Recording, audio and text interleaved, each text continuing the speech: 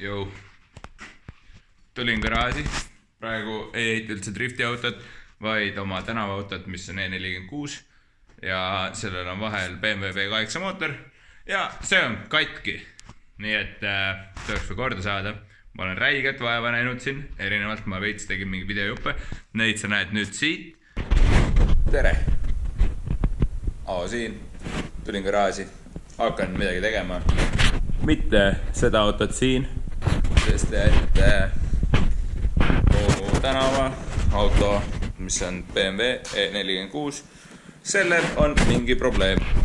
Ja kuna sinna on ju pandud V8 mootor, siis selle kasutuse ala on suhteliselt robustne ja sellega on tekkinud mingid komplikatsioonid, aga nüüd ma peangi siis selle auto sisse ajama, vaatama, mis seal viga on. Aga teema on selline, et hääle järgi justkui nagu kolle lekib, aga tegelikult kolle ei leki. Ehk siis midagi on gaasijaotussüsteemis või midagi sellist. Aga ma saan seda teada peale mingite katsete tegemist, nii et ma hakkan autosi vahetama.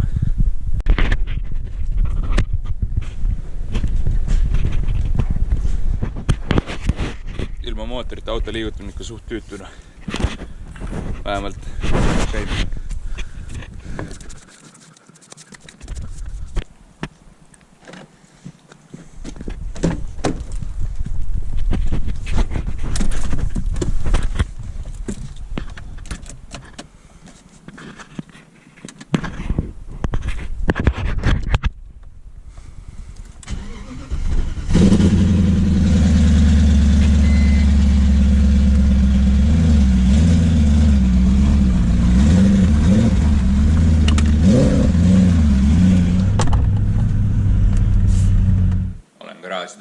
Siin täna on 2 autot sellele.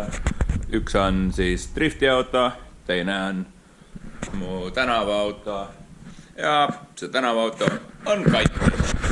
Ehk siis väga kole summuti lõrin hakkas pihta ja siis diagnoosisin erinevaid asju. Kuid ma usun, et see väljaaske kolle, mis siin on või mis siin oli, ma võtsin selle küljest ära. See on siis topeltplekkidega kolle ja ma peaks selle üle tegema, et kunagi ta on nii tehtud ja see asi töötas väga hästi, aga nüüd ma teen selle ringi, et ma teen ta just nagu toru kolleks. Ja kohe keeran kaamera kolle peale.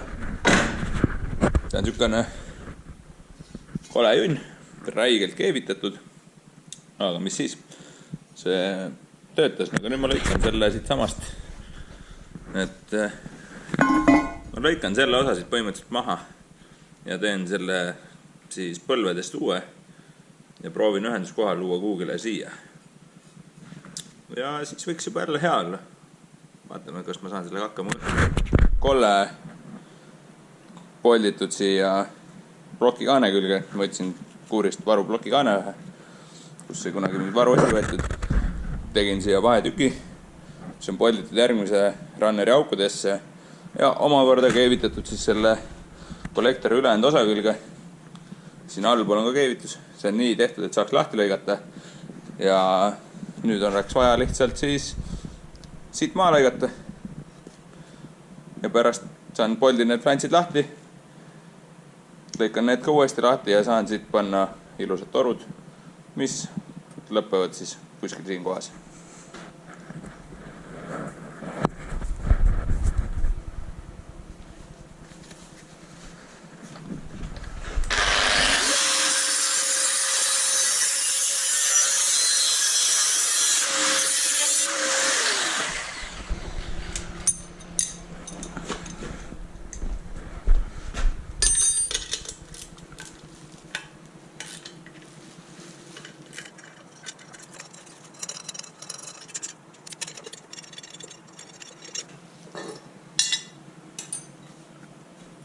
Nüüd on vaja see siit planšist maha lõigata. Ega ma ei tea, kuidas see kõige parem teha on. Siis ma hakkan kuskilt lõikama lihtsalt.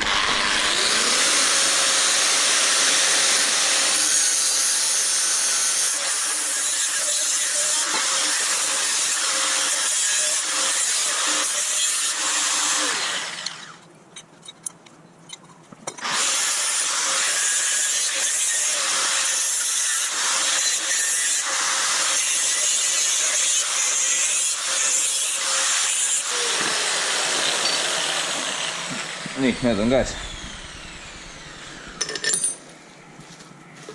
Jep.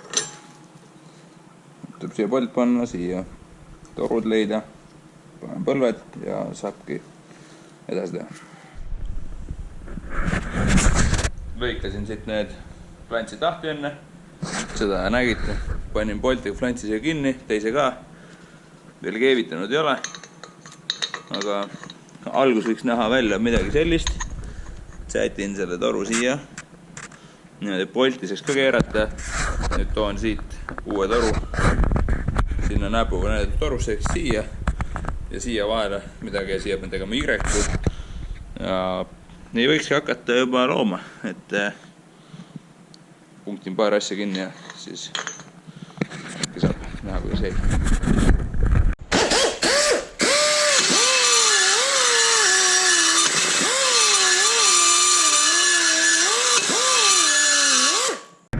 Olen siis igast asju saaginud vahepeal, niisuguse toru, mis läheb täpselt siia.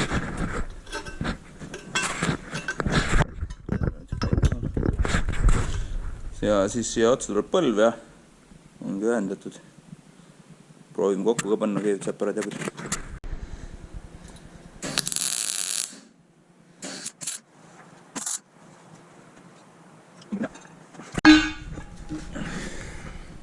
See läks untsu. See toru, mis mu käes on, selle põlitorudele pihta.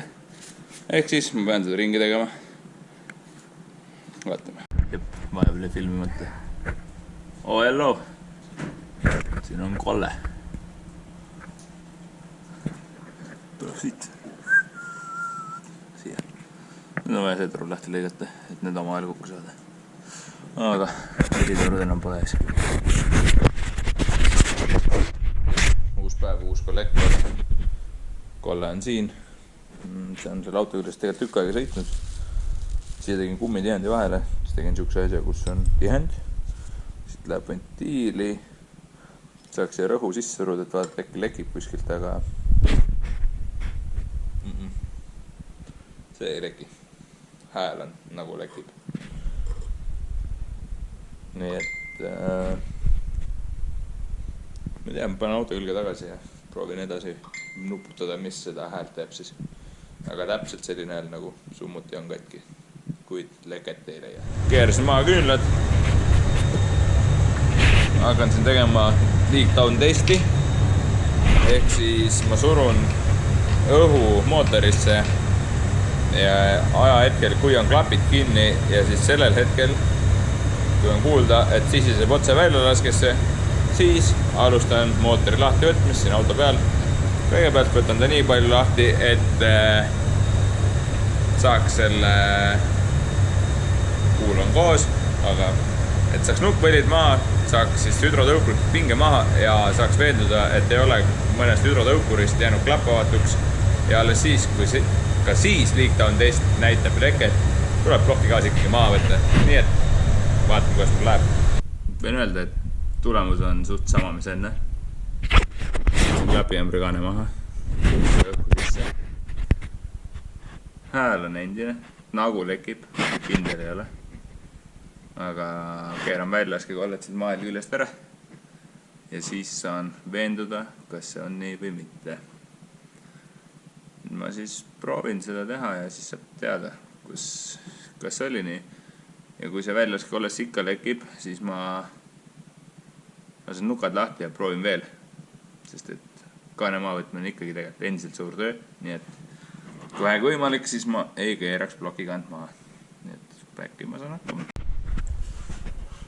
Väga hull, leak-down testid ei näita mitte midagi. Nad näitavad seda, et kõik justkui töötab. Aga eks ma pean siis võtma ketid maha, tõstan nukad maha, vaatan, mis hüdrotõukurid all on. Kas kõik klappjõdrud on terved, kas kõik hüdrotõukurid on terved ja siis saab edasi mõelda, et kas on vaja plokigaas maha võtta või mitte. Nii et ma keeran muutreid edasi ja näeme siis varsti, kuidas see läinud on. Nukad on maas, hüdrotõukurid on siin reas. Näpu all on nad kõik korras, ükski pehmet siis ei lähe nagu untsus hüdrokas tavaliselt ja ja mootori poole pealt on nii, et kõik klapivedrud või noh, jah, ma võiks nimetada klapivedrudeks neid. Ma see kruikeeraga klapi keskelt alla surun, siis nad käel tunduvad enam-vähem võrdsed, ehk siis kuna ma kaaluda ei suuda seda pressimist sinna, siis ma võiks lihtsalt eeldada, et klapivedrud on ka terved, aga nüüd on kõige suurem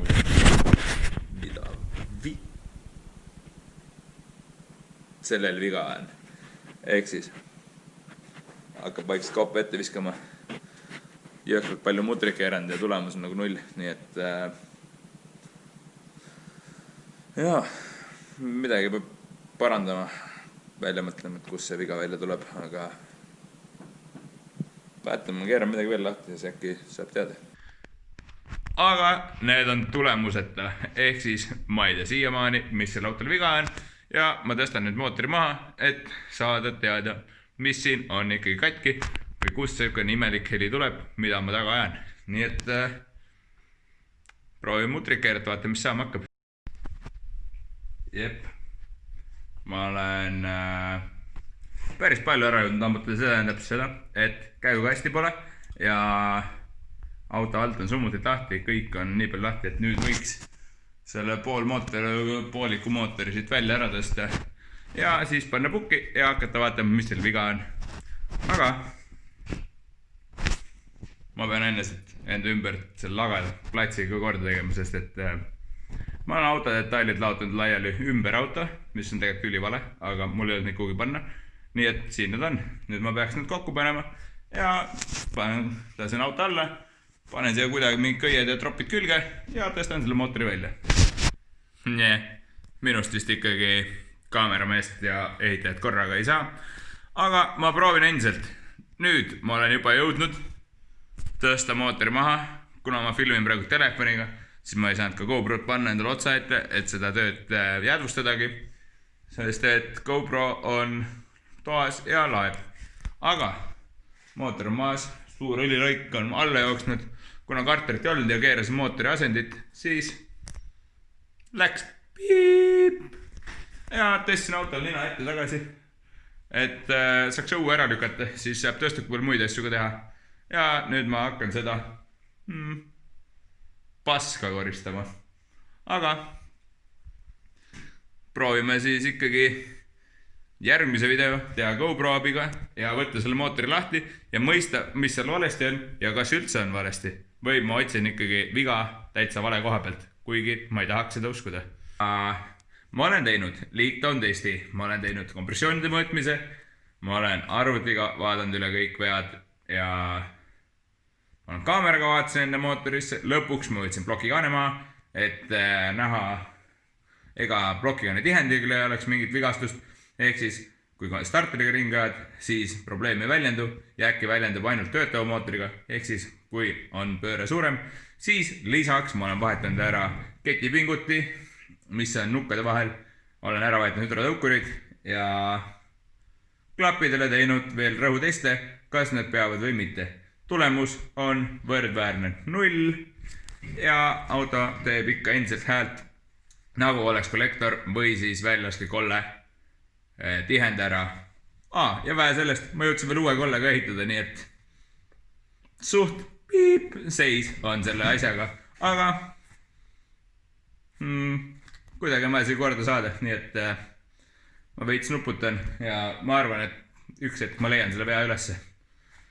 Või noh, kindlasti leiab, aga äkki ma endiselt otsin täitsa vale koha pealt seda. Mine tea. Kui sa tahad teada saada, mis saab minu autost edasi, siis vajuta subscribe või telli ning sul tuleb kohe teavitus sellest, kui mul tuleb välja uus video. Ma küll ei luba, et uus video on just tänavaautost, aga kindlasti tuleb see kas mu võistlusautost või tänavaautost ning mis siis ikka. Vajuta like, subscribe, jaga videot, küsi kommentaaris küsimust, kui on ja ma proovin vastata. Seniks nägemiseni.